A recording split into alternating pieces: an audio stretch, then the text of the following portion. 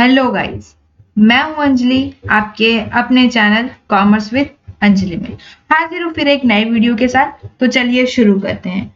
अगर आपने अब तक हमारे chapter 1 basic concepts in economics के पार्ट 1 और पार्ट 2 नहीं देखे हैं तो फटाफट जाइए और देख लीजिए। आगे बढ़ते हैं। Macro economics. अब ने हम मैक्रो इकोनॉमिक्स के बारे में इतना तो जान लिया है कि ये कहाँ से आया है, ग्रीक वर्ड से,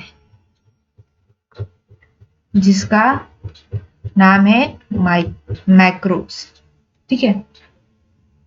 अब ये मैक्रोस का मतलब क्या होता है? लार्ज और एग्रीगेट। ठीक है। अब कंसेप्ट्स ऑफ मैक्रो इकोनॉमिक्स। सबसे पहले मैक्रो इकोनॉमिक्स में हमारा क्या आता है? National income. मैक्रो इकोनॉमिक्स में नेशनल इनकम आएगा, उससे से सब रिलेटेड रहेगा। फिर नेक्स्ट है सेविंग, फिर investment, trade cycle, economic growth, economic development. अब धीरे धीरे एक एक करके सबको डिटेल में जानते हैं। पहला है हमारा क्या? National income. नेशनल इनकम ये क्या है? Total economic performance. Total economic performance मतलब क्या करता है नेशनल इनकम? हमारी जो इकोनॉमिक है उसकी परफॉर्मेंस को क्या करता है?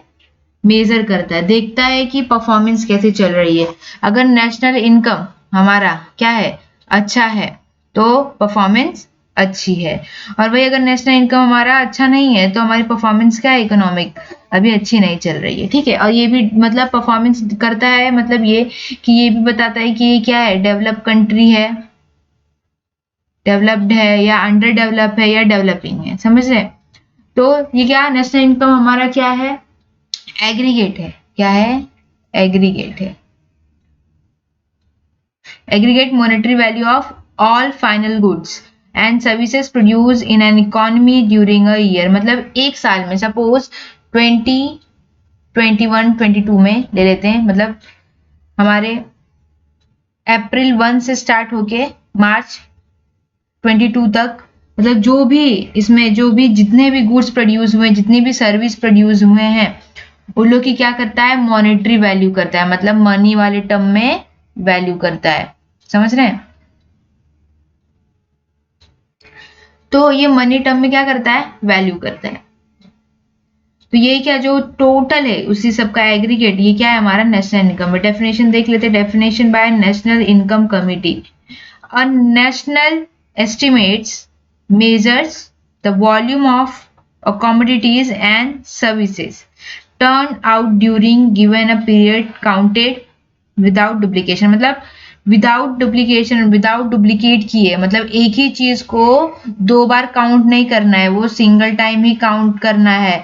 तो क्या ये हमारा नेशनल इनकम कहलाएगा। नेशनल एस्टिमेट्स मेजर, जितनी भी वॉल्यूम मतलब यहाँ पे वैल्यू है, जो भी हमारी कम्युनिटीज है, जो भी हमारे गुड्स है, जो भी फाइनल प्रोडक्ट है जो बन के मार्केट के लिए रेडी होता है, सेल होने के लिए, मार्केट में रेडी होता है सेल होने के लिए, वो क्या है? हमारा फाइनल गुड्स कहलाता है। तो वही commodities and services turn out during given a period, उन लोग की जो भी वैल्यू है वो उसको क्या करेंगे? मेजर करेंगे। तो ये हमारा क्या हो जाएगा? National income.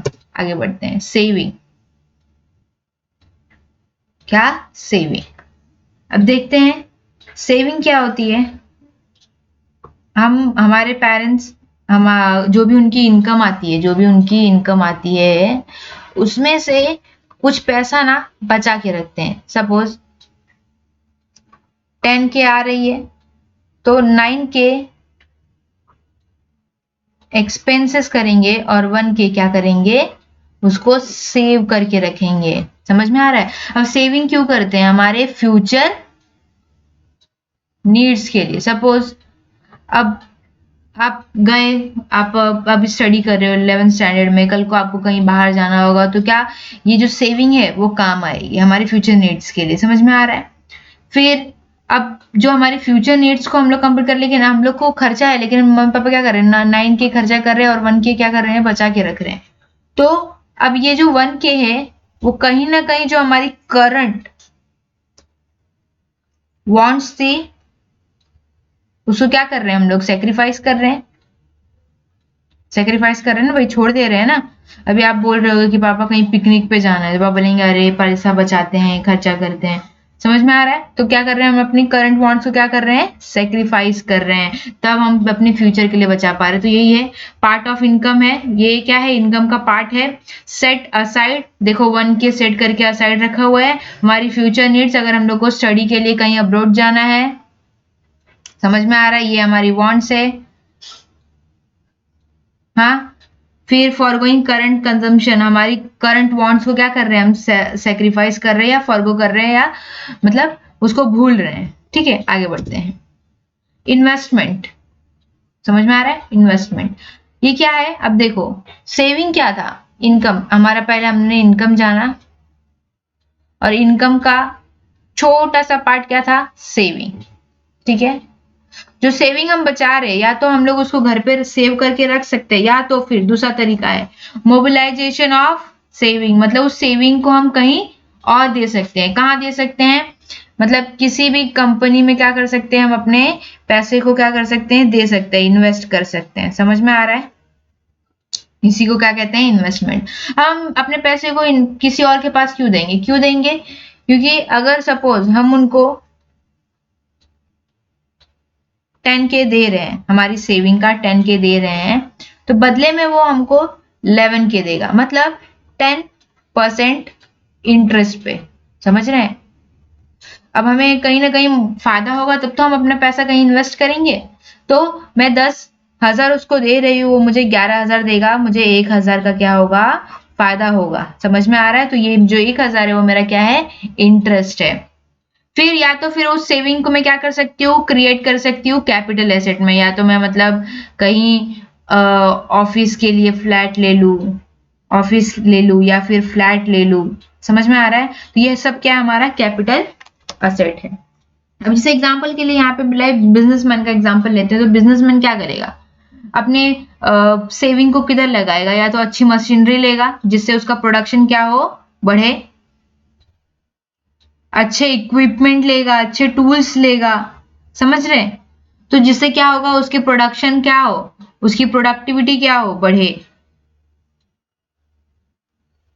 जो उसकी बिजनेस के लिए क्या हो, फायदा हो। सेविंग हम इसलिए करते हैं कि हमको फ्यूचर नीड्स कंप्लीट करते हैं। इन्वेस्टमेंट हम इसलिए करते हैं कि हमारे जो सेविंग है उससे हम लोग को कुछ फायदा मिल सके। ट्रेड साइकिल, ट्रेड साइकिल मतलब क्या होता है, fluctuation in national income. Daily basis पे जो भी फ्लक्चुएशन होते हैं नेशनल इनकम में, वो क्या है, हमारा ट्रेड साइकिल है। मतलब क्या होता है, अप डाउन। ट्रेड साइकिल मतलब हमारा जो भी अप डाउन होता है,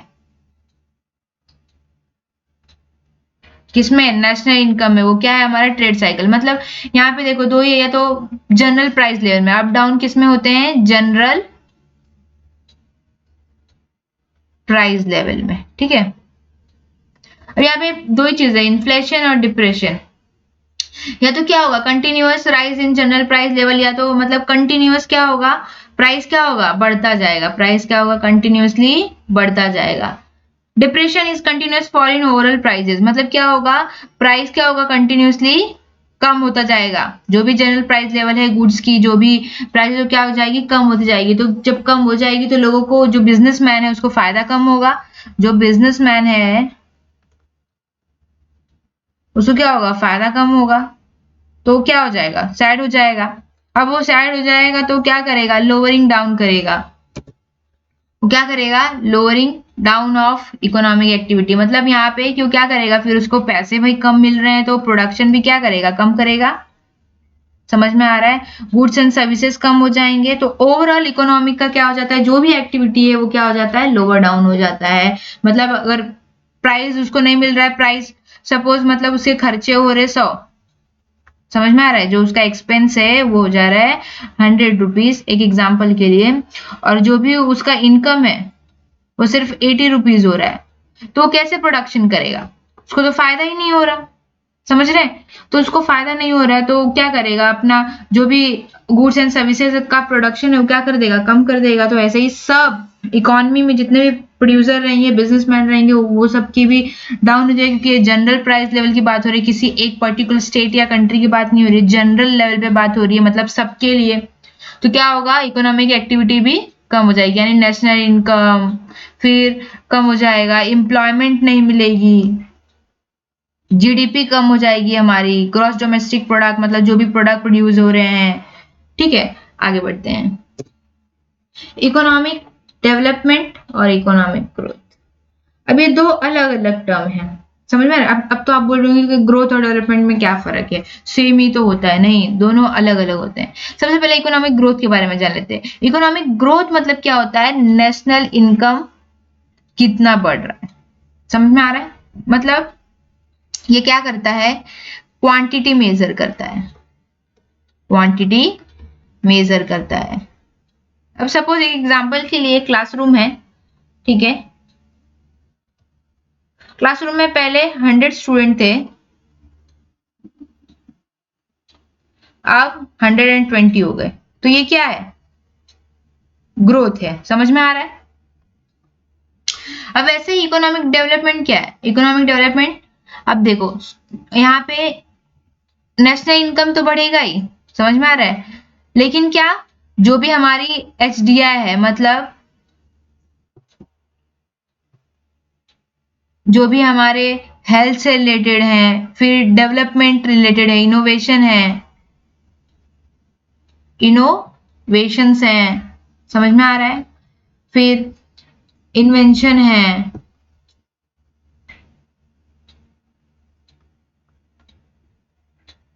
ये सब क्या है, अगर डेवलप होते रहेंगे, इनोवेशन होता रहेगा, इन्वेंशन होता रहेगा, ये सब हमारे लिए क्या है, फायदेमंद होता है।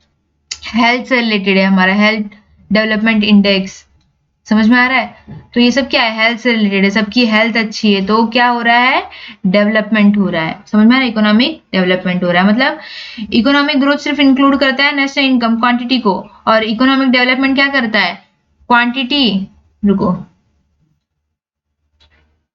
क्वांटिटी प्लस क्वालिटी, समझ में आ रहा है?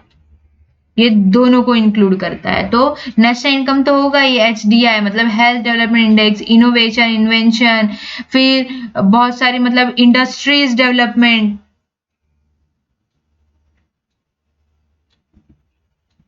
ये सब क्या है, डेवलपमेंट के अंदर आते हैं। फॉर एग्जांपल मैं एक सिंपल से एग्जांपल देती हूँ। अब यहाँ पे ग्रोथ के लिए मैंने बोला कि 100 स्टूडेंट मतलब थे और 120 हो गए, समझ में आ रहा है? अब वही क्लासरूम में अब क्या हो गया, 120 स्टूडेंट हो गए, 120 स्टूडेंट हो गए, तो भाई अब ग्रोथ तो हुआ स्टूडेंट का, लेकिन डेवलपमेंट भी होना चाहिए, जगह होनी चाहिए बैठने के लिए, तो भाई क्लासरूम में एसी लगा दिया क्योंकि गर्मी होगी, 120 बच्चे हैं तो, फिर बेंचेस लगवा दिए, टेबल लगवा दिया, अच्छे से फैन लगवा दिए, जहां फैन सिर्फ 4 थे वहां 6 फैन कर दिए, समझ रहे?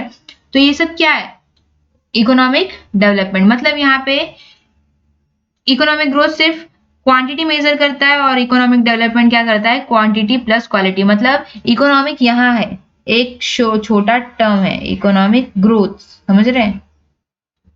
और जो हमारा डेवलपमेंट है, जो हमारा डेवलपमेंट है वो ओवरऑल है, मतलब इकोनॉमिक डेवलपमेंट के अंदर ही इकोनॉमिक ग्रोथ आता है, ठीक है? तो इकोनॉमिक ग्रोथ जो है वो इकोनॉमिक डेवलपमेंट का ही पार्ट है। तो अब हम कैसे, अब जो इकोनॉमिक डेवलपमेंट है वो एक बार और क्वांटिटी मेजर करता है प्लस क्वालिटी मेजर करता है, और इकोनॉमिक ग्रोथ क्वांटिटी मेजर करता है। तो आज का ये वीडियो यहीं एंड करते हैं, तब तक के लिए do like, share and subscribe. If you enjoyed the content of this video, click the subscribe button so you can receive more content like this. Bye bye.